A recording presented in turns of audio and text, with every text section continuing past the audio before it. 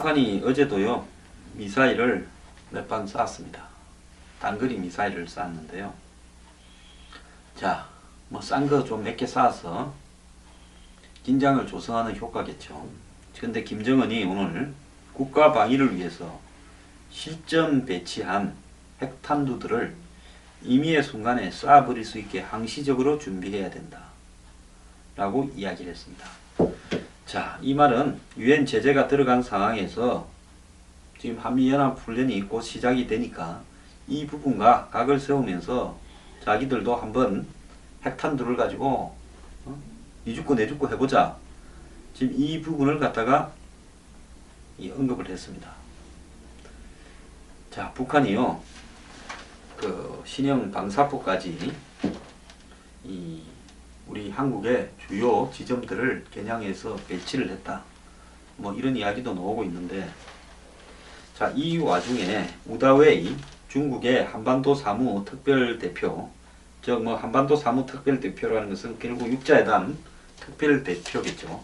이 사람이 지금 한국에 와가지고 언론 인터뷰를 하고 여기저기 만나면서 중국에 유리하게 여론을 조성하고 다닙니다. 저는요 이해가 안 가는 게, 정부가 중국에 사절이 와서 한국에서 야당 찾아가고 언론 만나고 이런 부분에 대해서 입장을 좀 밝혀서 정부 측이 아닌 다른 부분에 함부로 이야기하는 부분에 대해서 언론이나 야당도 협조해달라.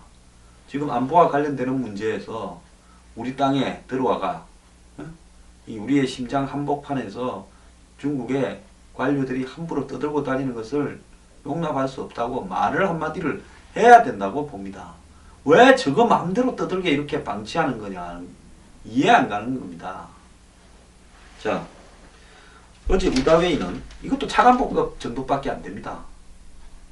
만약에 한국의 차관보가 중국 베이징에 가가지고 기자들 만나고 중국에 뭐 야당도 없지만은 여기저기 만나서 만약에 중국의 어떤 이 한반도 정책, 한국에 대한 정책에 대해서 비판적으로 발언을 하고 다니면 중국은 어떻게 하겠습니까?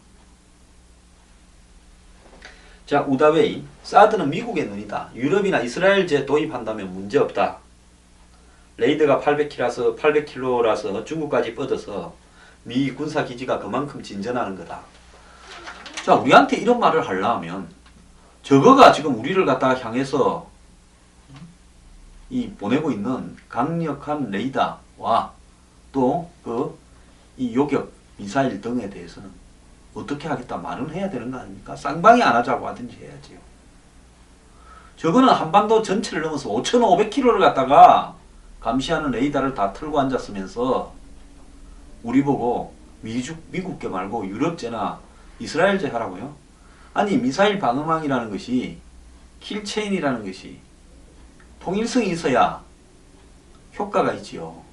지금 한국에 주한미군이 있고 그런 부분들을 주한미군이 주로 운영할 수밖에 없는데 그 부분을 주한미군이 저거 나라 끊어놓고 유럽제나 이스라엘제 갖다가 합니까?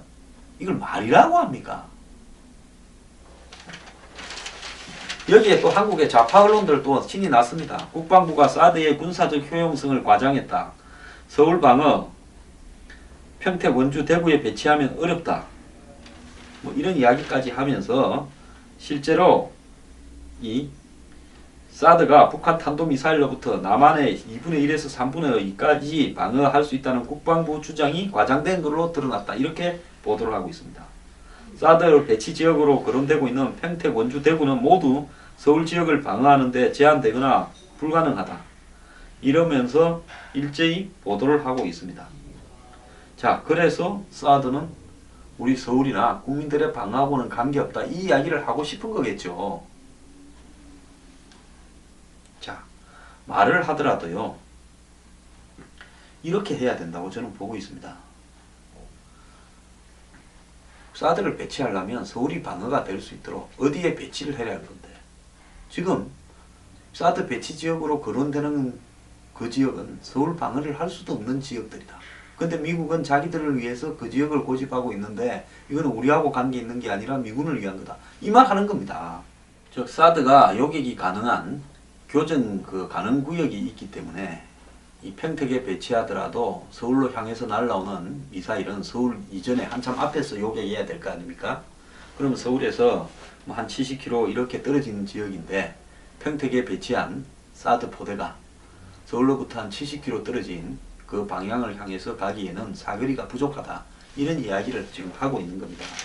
자, 온갖 기술적인 문제를 가지고 지금 사드 배치를 막으려고 중국과 한국의 좌파들이 공작에 나서고 있습니다. 그런데 북한에 대한 뭐 유엔의 제재가 대단한 듯이 정부가 이야기하는데 전 정부도 좀 솔직했으면 좋겠습니다. 중국이 근본적으로 북한에 대해서 목을 조이려고 하질 않습니다. 송유관을 끄지도 않습니다. 국경 무역을 통제하지도 않고 북한의 의류 가공을 통제하지도 않습니다. 또 북한의 생계를 위한 광물 수출도 허용하고 이것저것 다 빼놨습니다. 이런 걸 가지고 마치 북한이 제재를 받아서 행동을 바꿀 거라고 생각을 정부 관계자 누구도 안 하면서도 왜 이게 마치 대단한 성과를 이루어낸 것처럼 이야기를 합니까? 이러다가 북한이 급작스러운 도발로 이렇게 나올 때 정부는 나중에 어떻게 이야기를 하려고 이럽니까? 오히려 우리 정부는요, 이런 어떤 제재는 고맙기는 하지만은 북한으로 하여금 입장을 바꾸게 하는 데는 턱없이 부족하다. 이런 걸 해놓고 평화협정과 비핵화를 맞바꾸기 위한 논의가 거론되는 것은 심히 불쾌하고 이런 부분이 논의될 때는 한국은 중대 결심을 하겠다. 우리도 이 정도 이야기를 해야 되지 않겠습니까? 맨날요, 이 수준밖에 못 노니까 중국 놈이고 러시아 놈이고 미국 놈이고 한국을 진짜 웃기게 보는 겁니다. 일본이 봤을 때요, 한국을 얼마나 우습게 보겠습니까? 정말요, 우리 내부의 적들, 저는 그 사람들 중에는 지금 안보 관계자들도 있고요, 우리 내부에 언론도 있고, 우리 내부에 군 관계자도 있고요, 우리 내부에 종북 좌파들도 있다고 봅니다. 우리가 바로 잡히지 않고는요, 우리 안보는 지킬 수 없습니다.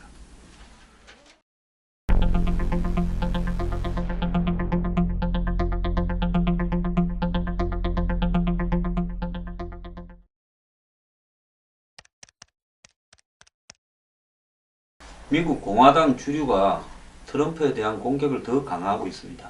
네오콘도 그게 가담했습니다.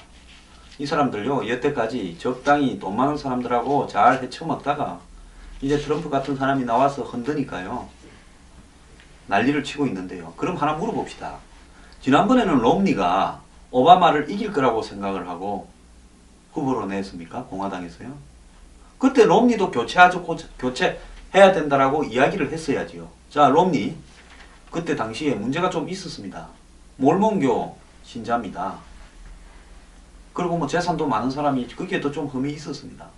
그렇다면 당시에 롬니를 갖고 오바마 이길 수 없다라는 걸 세상이 다 아는데 왜 지는 걸 보고 있었습니까?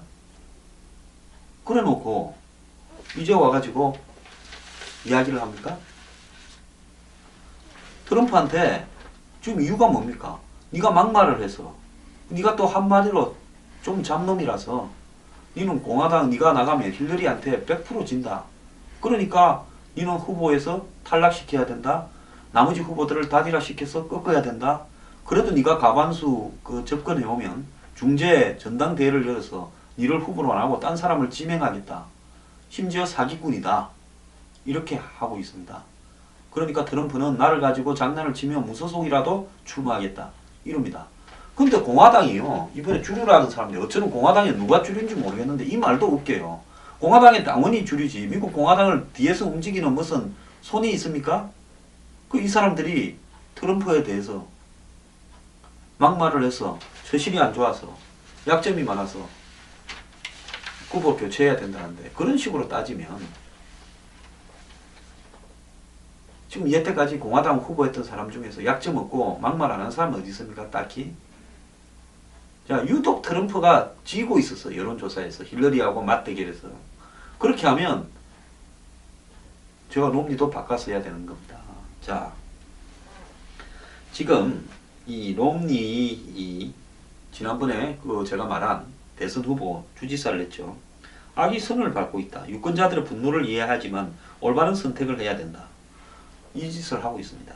지가 한 짓은 생각 안 하고. 그 다음에 존 맥케인도 그러고 있습니다. 이 사람도 오바마를 대통령 당선시킨 준 사람입니다. 시원찮았어요.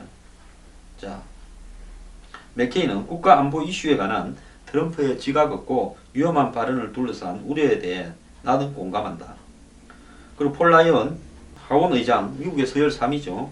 롬니는 우리 당의 지도자 중에 한 명으로 그의 걱정에 대해서 공감한다 이랬습니다. 그래서 주류 진영은 1차 선거처인 3월 1일 슈퍼 화요일 날 트럼프의 독주를 막지 못했기 때문에 2차 선거처인 미니 슈퍼 화요일 3월 15일 날 여기서도 막지 못한다면 트럼프가 사실상 대선 후보로 거의 결정되는 거고, 이 부분에서 트럼프를 어떻게든 막아보려고 이 승자 독식제가 처음 적용되는, 즉 그 주에서는 이기면 0.1% 한 표라도 더 이기면 그 주의 대의원을 다 가져가는 플로리다와 오하이오에서 이 마르코라든지, 마르코는 플로리다 출신입니다. 그리고 이제 존 케이시 오하이오 주지사 등이 1등을 차지해서 그쪽 주의 주식이 대의원 지분을 다 가져가도록 그렇게 지금 유도하고 있습니다. 그리고 트럼프 보이콧을 하는 미국 공화당 주류 인사들이 22명이나 지금 반대를 표명을 했습니다. 그리고 보수 진영의 외교안보 전문가 65명도 또 반대를 표명했습니다. 착착 트럼프 날리려고 지금 아주 목을 메고 있습니다. 이 사람들이요, 이러는 만큼 이 자기들의 기득권과의 이 물밑에 있는 깊은 이해관계가 한마디로 밥그릇이 깨지기 때문에 이러는 거라고 저는 보고 있습니다. 하지만은 크리스 크리스티 뉴저지 주지사는 일찌감치 트럼프를 지지했고요. 그 다음에 또 믹 멜버니 하원 의원은 프라이머리 시스템을 믿든 믿지 않든, 또 프라이머리에서 한 표를 행사한 유권자를 믿든 믿지 않든, 그런 거하고 관계없이 나는 이 당 대표, 그러니까 당의 대선 후보로 지명되는 사람을 지지할 거다. 왜 그걸 가지고 장난을 치냐, 이렇게 이야기를 하고 있습니다. 트럼프도요, 기자회견을 해가지고 대응에 나섰는데, 롬니가 4년 전 대선에서 내게 지지를 구걸했다 하면서 4년 전에 형편없이 오바마한테 깨지 실패한 후보가 이번에도 출마하려다가 내가 무서워서 출마 계획을 접었다, 이렇게 비판했습니다. 저는 트럼프가 이렇게 직설적으로 이야기하는 부분에 대해서 정말로 잘한다고 봅니다. 또 트럼프는 TV에 나와가지고 TV를 보면 나를 비판하는 주류 기득권층의 광고로 넘쳐나는데 이는 정말 불공정한 거다. 만약 내가 당을 떠나 무소속 출마한다면 그럴 수도 있겠지만은, 아무튼 무소속 출마에 관계없이 나를 지지하는 수백만 명의 유권자는 끝까지 나하고 같이 갈 거다. 그래서 공화당이 끝까지 지한테 애를 먹이고 자기를 부당하게 대우하면 탈당해서 제3당 또는 무소속 출마도 하겠다, 이렇게 하고 있습니다. 근데 공화당은요, 트럼프가 탈당해서 무소속 출마해서 그럼 공화당 후보 당연히 지겠죠. 힐러리한테 가는데요. 지금 하는 소리들 한번 보세요. 트럼프가 되느니 힐러리를 찍겠다고 하는 공화당 사람들이 늘어나는 이유가, 이렇게 반대하는 것은 꼭 이기고 지고 때문에 그러는 게 아니라는 겁니다. 이래도 지고 저래도 질 것 같으면 차라리 트럼프로 가는 게 낫지요. 혹시라도 이길 수 있지 않습니까? 그런데 반대하는 이유는 기본적으로 그게 목적이 아니라 트럼프의 막말이나 트럼프의 기행이 문제가 아니고 그의 전력이나 비리가 충분히 문제가 아니라 진짜로 그 뒤에 숨어있는 거대한 이해관계의 커넥션이 깨어지고 드러날까봐, 그래서 이 짓을 하고 있는 겁니다.